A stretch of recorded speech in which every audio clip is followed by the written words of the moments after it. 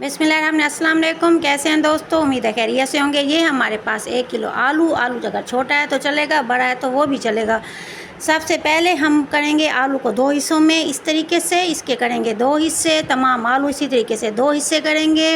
इज़हारा kitchen में हम बताएंगे आपको कि आलू को किस तरह उबाला जाता है, कि जो मसाला हम डालें अपनी कचौरी के अंदर या समोसे के अंदर, या फिर हम बनाएं आलू के पराठे।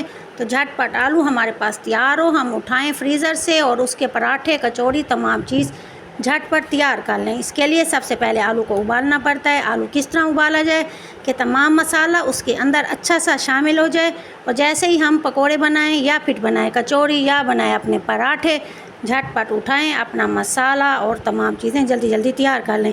इसके उबालने का भी एक मेथड है, वो हम आपको बताएंगे।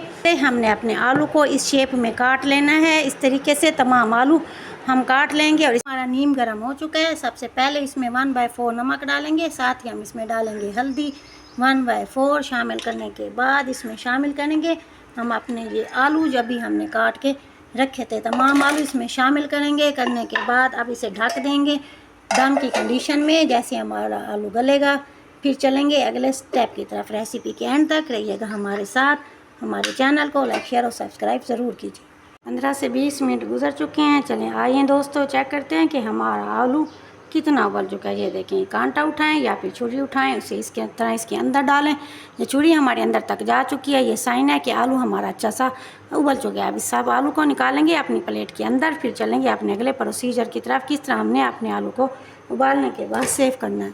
तमाम आलू हम अपनी प्लेट में निकाल चुके हैं। रूम टेम्परेचर पे इसे करेंगे ठंडा। इसके बाद आलू उठाएंगे और आराम से तसल्ली से नरम नरम प्यारे हाथों से इसका आराम से छिलका उतार लेंगे। इस तरीके से छिलका बहुत ही आराम से तमाम आलू का हम उतारते जाएंगे। ये छिलका बहुत ईजी और बहुत ही आसानी से उतर जाएगा।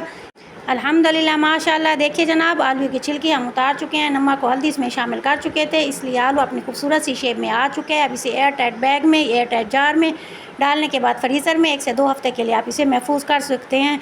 आलू का पराठा बनाएं, कचौरी बनाएं या फिर बनाएं समोसे। जल्दी से आलू उठाएं, इसमें मसाले डालें और जल्द आलू की डिश तैयार करके अपने मेहमानों के आगे दस्तरखान की ज़ीनत बनाएं। ज़हरा को दुआ में याद रखेगा। उम्मीद है आपको मेरी छोटी सी मेहनत पसंद आएगी। आलू उबालने और उसके महफूज करने का तरीका आपको पसंद आया होगा। दुआओं में याद रखिएगा। मेरे चैनल को लाइक, शेयर और सब्सक्राइब करना मत भूलिएगा। मिलते हैं नई रेसिपी के साथ। अपनी अपनी फैमिली का रखिएगा ढेर सारा ख्याल। Thank you so much. अल्लाह हाफिज़।